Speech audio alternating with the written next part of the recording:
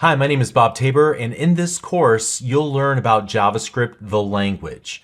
This course is aimed at those who are absolute beginners, so beginners to JavaScript, and frankly, given that we're going to discuss some very basic things like if statements and for loops, it's really designed for those who are beginners to programming in general. So if you know some HTML and some CSS and you want to learn JavaScript, awesome, you're in the right place. Also, there's nothing specific to Windows in this course. The tools that I use will be free and available in Mac and Linux as well. So you should be able to follow along no matter which operating system you're comfortable with using. Now, my background is really not all that important, but in case you're curious, I am a software developer by day, and by night I run a website called Developer University, or DevU. You can visit me at www.devu.com. Occasionally Microsoft invites me to create courses, and what you see here is a collaboration between myself and the good folks at Microsoft Virtual Academy. I've been creating courses like this since 2004, and I created a very successful version of a JavaScript course way back in 2011. It's been viewed millions of times, and I've gotten a lot of very positive feedback about it.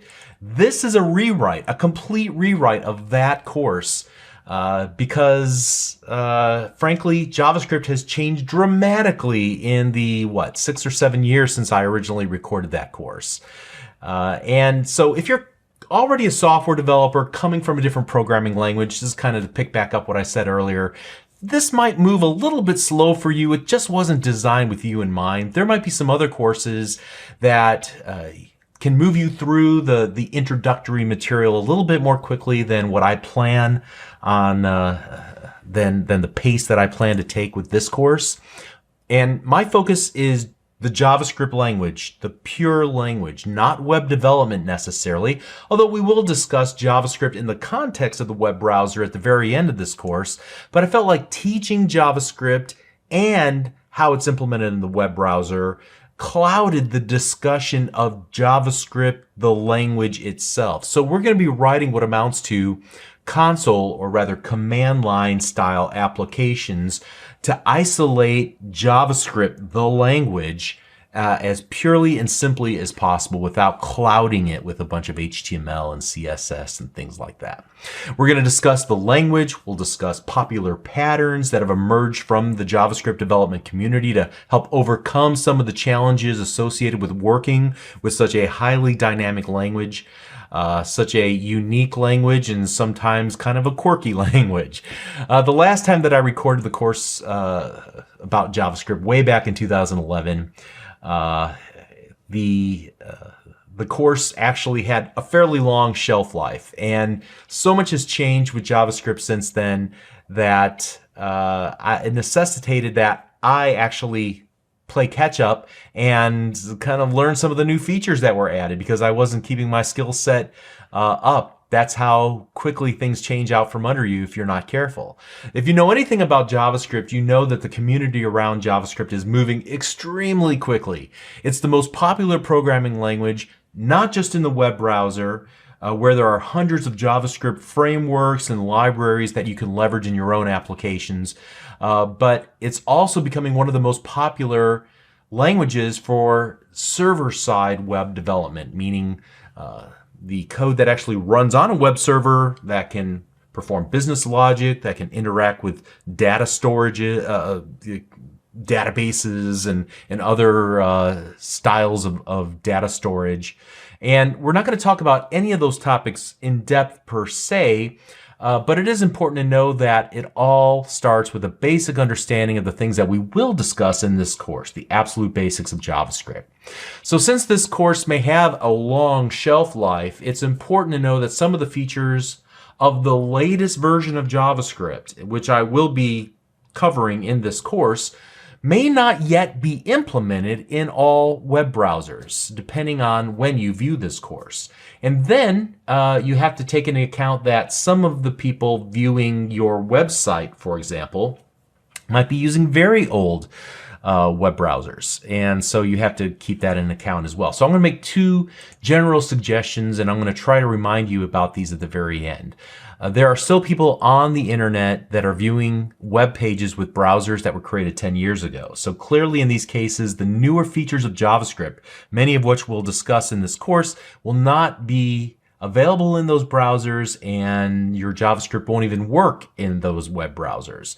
So you have a choice at that point. You can go one of two routes. You can either attempt to write your code in such a way that it is as friendly as possible to those older web browsers.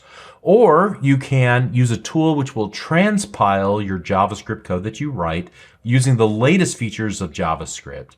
It'll transpile it back into a version of JavaScript that is compatible with all web browsers, even those that were built 10 years ago. And it uses a combination of techniques to accomplish this. We're not going to get into any of those. But if you want to take the first tact, if you want to be careful with the JavaScript that you write and only use those original features, I guess you can say, of JavaScript, or the early features of JavaScript, there's a website for you.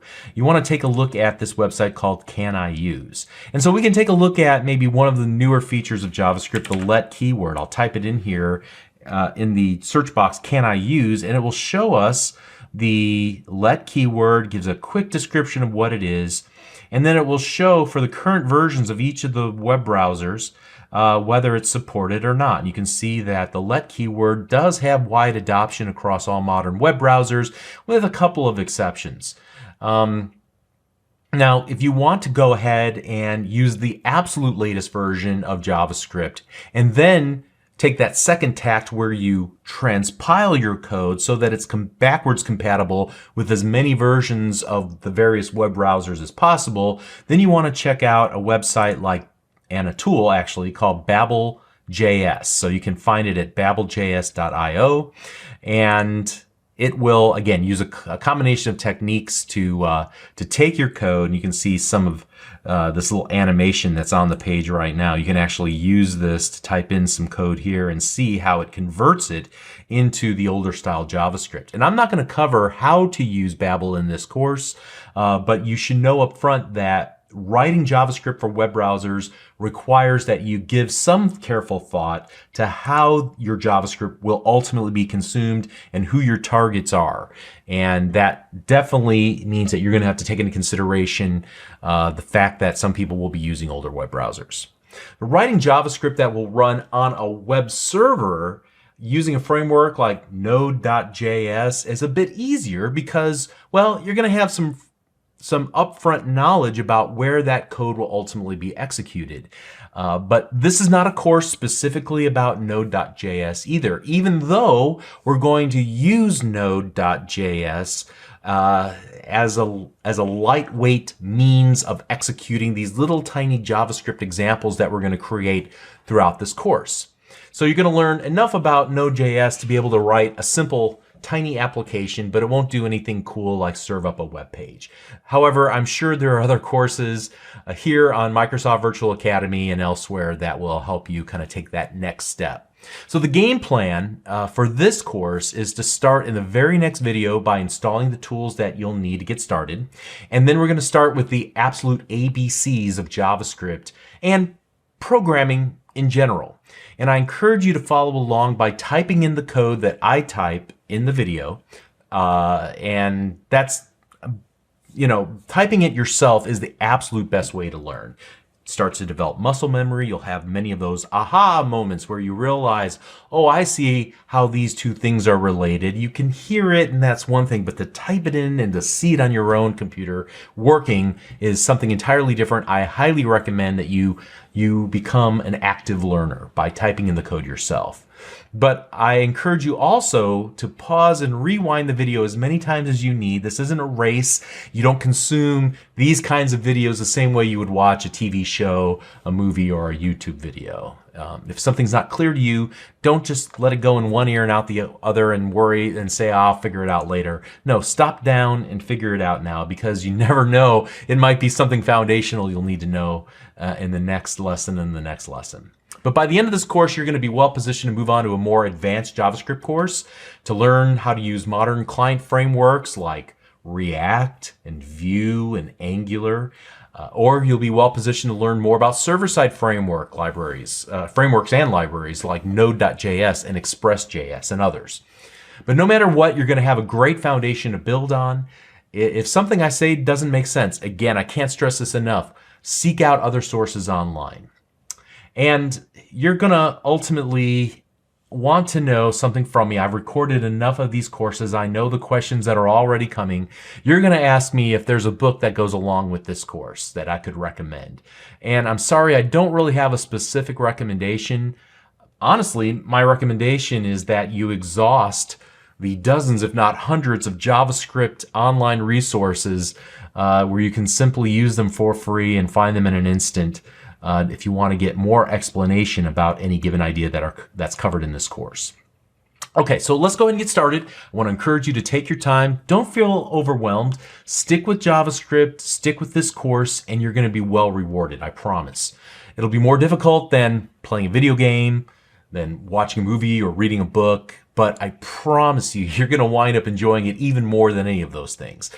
Even if I wasn't paid to write code, I would do it because it's fun, it's mentally challenging, and you get this rush whenever you write code and you see it working and you're like, wow, this is awesome. So I'm glad you're going to get an opportunity to do that. It's the most fun you're going to have on a computer, I promise, and you'll wind up enjoying it. So stick with it, and I'll try to encourage you along the way. All right, so we'll get started in the next video. See you there. Thanks.